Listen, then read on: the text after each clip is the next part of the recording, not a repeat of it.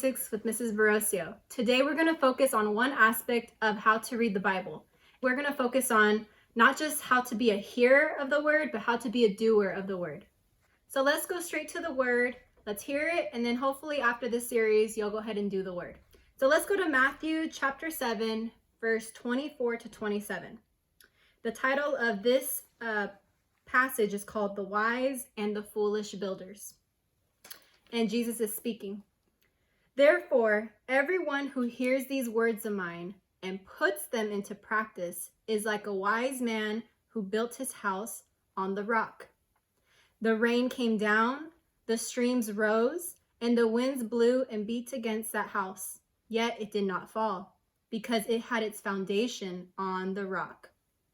But everyone who hears these words of mine and does not put them into practice is like a foolish man who built his house on sand. The rain came down, the streams rose, and the winds blew and beat against that house, and it fell with a great crash.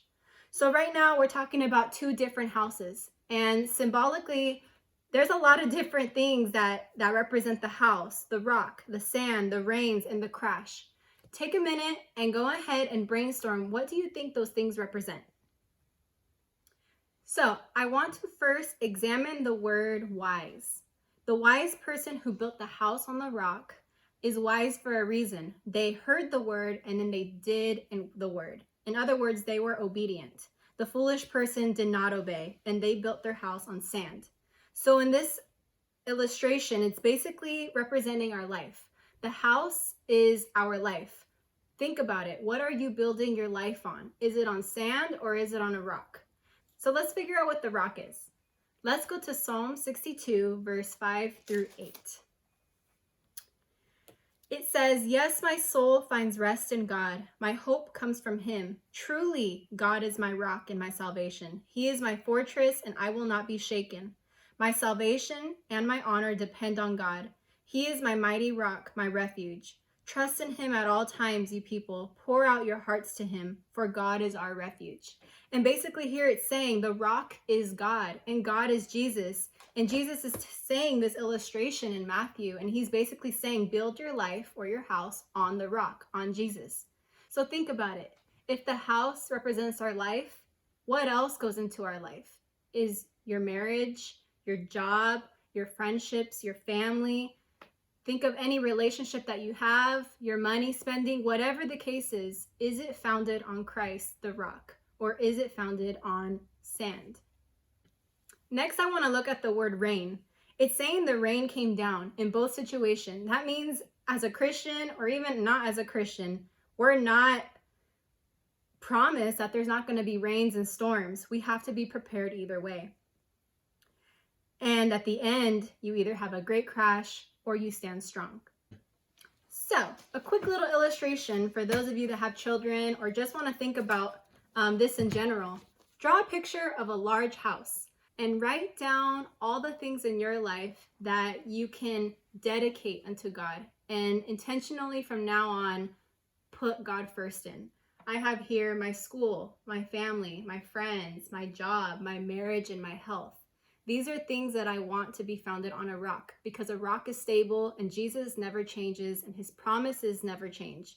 Versus the sand and the storm, those things change. They fluctuate, they change, our emotions, our circumstances. I don't want my life founded on that. I want my life founded on something that never changes, and that's Jesus. So let's do a fun activity and let's illustrate the wise and the foolish builder. So get a container, pour some sand, because you know all houses have some sand underneath, right? Go. Whew. And then we're gonna put our house. You see that? It's a little house. All right, it's on the sand. Can you see it? Look, it's already falling and the rains haven't even came yet. Okay, next you're gonna get water, and this represents the rains. And the rains do come. We do have hard times in our life. And here we go. Okay, look at that. Well, the storms came. Let's let it just kind of trickle down to the bottom. Poor house. Okay, the house is drowning. Other scene. For the wise builder, get a rock. There we go. The rains come. Well, okay, might as well finish. And voila, the house is there. Clearly, it's wise to hear the word and to apply it. The house, your life, is founded on Jesus Christ, the rock. The storms do come, and in this case, it's still standing. And if you want your marriage and your friendships and all these different things that are in your life to truly stand when life gets really hard, you need Jesus. Jesus is the source to everything. He's the source to healing. He's the source to life. He's the source of forgiveness. He's the source of my joy when I don't find it in my friends or my family members. He provides all of that.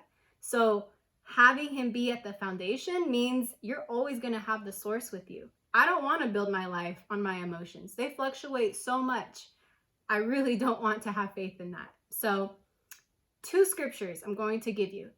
The first one is James chapter 1, verse 22 to 25. And these explain why Jesus promises, or why he's basically saying that it's so wise to obey the word. James chapter 1, verse 22 to 25. Do not merely listen to the word and so deceive yourselves. Do what it says. Anyone who listens to the word but does not do what it says is like someone who looks at his face in a mirror and after looking at himself goes away and immediately forgets what he looks like. But whoever looks intently into the perfect law that gives freedom and continues in it, not forgetting what they have heard but doing it, they will be blessed in what they do. All right, we're learning that we will be blessed. Now let's go to Deuteronomy chapter 28. And I'm going to read verse 1 through 8 because it's kind of long. But this will tell us what type of blessings are there when we follow God's ways. If you fully obey the Lord, your God, and carefully,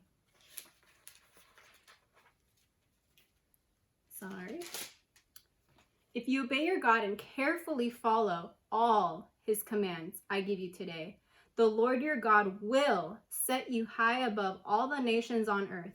All these blessings will come on you and accompany you if you obey the Lord your God. You will be blessed in the city and blessed in the country. The fruit of your womb will be blessed, and the crops of your land and the young of your livestock, the calves of your herds and the lambs of your flocks. Your basket on your kneading through and your kneading through will be blessed. You will be blessed when you come in and blessed when you go out. The Lord will he will grant that the enemies who rise up against you will be defeated before you. They will come at you from one direction, but flee from you in 7. The Lord will send a blessing on your barns and on everything you put your hand to. The Lord your God will bless you in the land he is giving you. And it continues on and on and on. There's a reason why God is saying, don't just have knowledge and know the word. Don't just have understanding and know how to teach it and apply it, but have wisdom. Wisdom is knowing how to apply your knowledge and your understanding of the word. More than blessings, your obedience is an outward expression of the internal change that Jesus is doing within you. So I want you to focus on this. Focus on seeking God with all your heart. Focus on falling in love with him. And naturally, he's going to dwell within you and cause you to want to follow his ways. Now, your obedience also communicates your faith, your trust, and your love for God.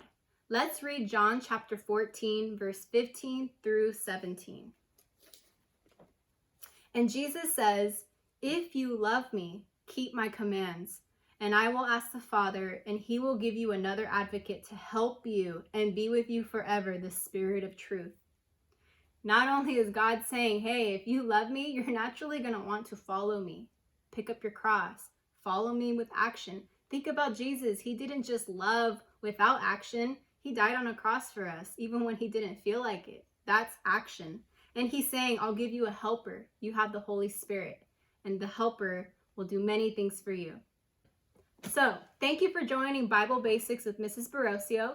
Don't forget to subscribe, click the red subscribe button down below, and I'll see you next week.